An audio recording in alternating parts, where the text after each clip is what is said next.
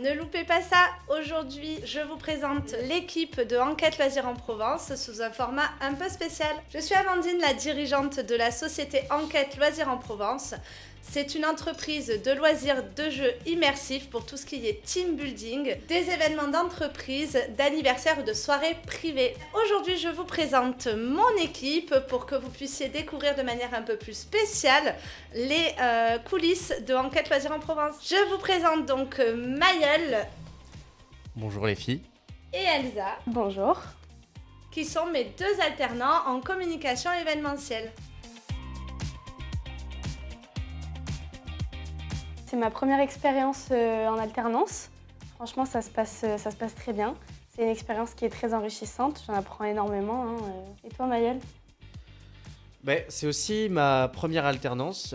Dans le monde de l'escape game, c'est pas la première fois que j'y travaille. J'y ai déjà travaillé avant et on a commencé à travailler ensemble en mai. Et ça fait bientôt 8 mois qu'on travaille ensemble. Et chaque jour, c'est un plaisir. Hein. Chaque jour, de découvrir des gens, de faire des activités, créer du bonheur, c'est incroyable. Bon, là, il parle parce qu'en fait, il y a la bosse à côté.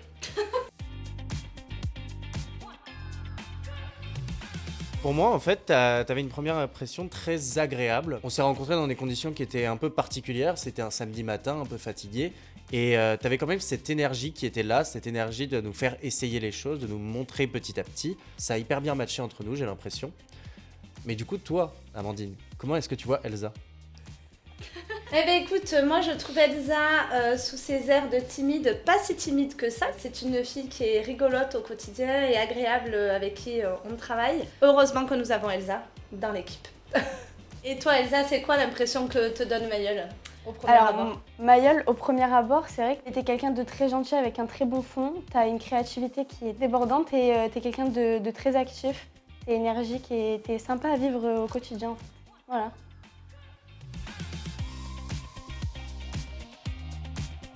Moi je dirais le mot le plus important, c'est le soutien. Je vais suivre avec honnêteté. Je vais dire cohésion. Allez, super. Cohésion. La loupe, bien évidemment, elle permet de mettre en avant la qualité et les valeurs des gens. En plus du fait qu'elle représente bien évidemment le logo de mon entreprise. On va partir sur quelque chose d'assez basique, je dirais un chat. Parce qu'un chat, c'est autonome, c'est téméraire, ça se débrouille seul.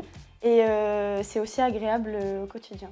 Voilà. Du coup, pour moi, je pense que je dirais un caméléon qui peut se fondre dans la masse, prendre des rôles, changer d'attitude en fonction des personnages que je dois jouer, par exemple pour les murders ou pour le public qui est en face, en fait, savoir s'adapter par rapport à ça. Donc voilà, changer de couleur. Ok. Je pense que je vais continuer un peu sur le caméléon. Moi, ça serait la métamorphose. Pouvoir changer de forme, changer d'apparence pour vraiment m'adapter à ce que j'ai en face. Je dirais mon super pouvoir, ça serait de lire dans les pensées des gens. J'ai une capacité quand même à analyser les comportements qui sont en face de moi. Et si je pouvais avoir encore des capacités encore plus importantes avec ça, ça serait ce super pouvoir-là. Et toi ? Okay. Je dirais Wonder Woman avec cette force de rebondir et de m'adapter sur n'importe quel terrain.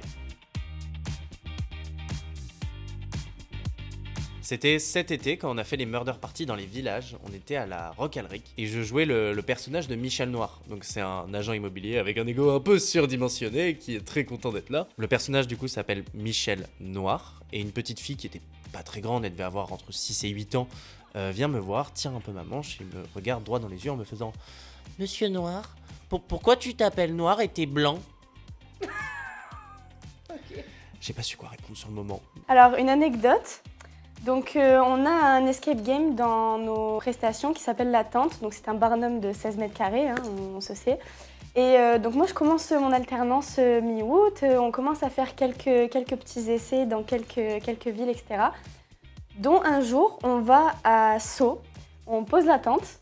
On fait un petit scénario, c'était le thème du musée. Et je commence à avoir mon premier visu sur ça. Je commence un petit peu à comprendre le principe. Et puis on voyait le temps au loin. Le ciel commençait à devenir très noir, très foncé. Et on se disait, il y a quelque chose qui va pas marcher correctement là. Donc ça passe, etc. Et peut-être 20-25 minutes après, tempête, pluie, vent. Et là, moi j'étais en train de prendre ma pause et puis d'un coup je tourne la tête, je vois un énorme Barnum passer comme ça à côté de moi. Et je me dis, là il y a quelque chose qui va pas du tout. Je sors et je vois une foule de personnes arriver pour retirer la tente. Et en fait la tente s'était complètement envolée. Voilà, donc c'était l'apocalypse en fait. Voilà, c'était... Alors moi c'est une anecdote qui est pas forcément rigolote, mais qui m'a vraiment marquée puisqu'on va parler aussi des anecdotes qui marquent. Un client m'appelle, premier gros client qui m'appelle pour un projet de créer un escape game dans une salle avec plus de 2500 spectateurs, enfin un truc de dingue. Donc là on prend à bras le corps le projet, on prend toutes les équipes, on bosse 3 semaines non-stop parce que le projet était assez urgent et 48 heures avant l'événement, j'ai le client qui m'appelle et qui me dit écoutez, je suis vraiment désolée mais j'ai un de mes collaborateurs qui vient de décéder. Nous annulons le projet. Donc c'était assez marquant pour moi parce que ça avait demandé un gros investissement de temps, d'énergie pour au final plus rien. Alors pourquoi c'est important d'avoir une équipe soudée ? Déjà parce qu'il est important qu'il y ait une bonne ambiance, de la confiance, de la communication. Et ça, quand c'est soudé, c'est fluide, ça passe tout seul. Et on sait où on va mener l'entreprise et ça peut nous permettre d'aller très loin ensemble. En toute sincérité, on n'a pas forcément des caractères qui s'alignent tous les trois. On n'a pas forcément les mêmes centres d'intérêt, les mêmes façons de penser. Mais je pense au contraire, c'est ce qui fait que ça marche le mieux. Les points faibles des uns sont les points forts des autres et c'est ce qui permet de nous entraider en fait. C'est ce qui marche le mieux, j'ai envie de dire. Comme disait Maëlle, c'est vrai qu'on a déjà des caractères qui sont assez différents mais on reste quand même assez complémentaires. On est à l'aise quand on s'entend bien, il n'y a pas de prise de tête, on arrive à travailler et en même temps rigoler. Il n'y a pas trop de sérieux ni trop de rigolade non plus, on arrive à trouver un certain équilibre. Donc la recette, je dirais que c'est un équilibre en fait entre nous, la communication et voilà. Ouais, en effet, la communication, c'est une marque de confiance et ça fonctionne. Merci Elsa et Maëlle. Je vous invite à vous abonner dans le lien en bio et à bientôt, ne loupez pas ça.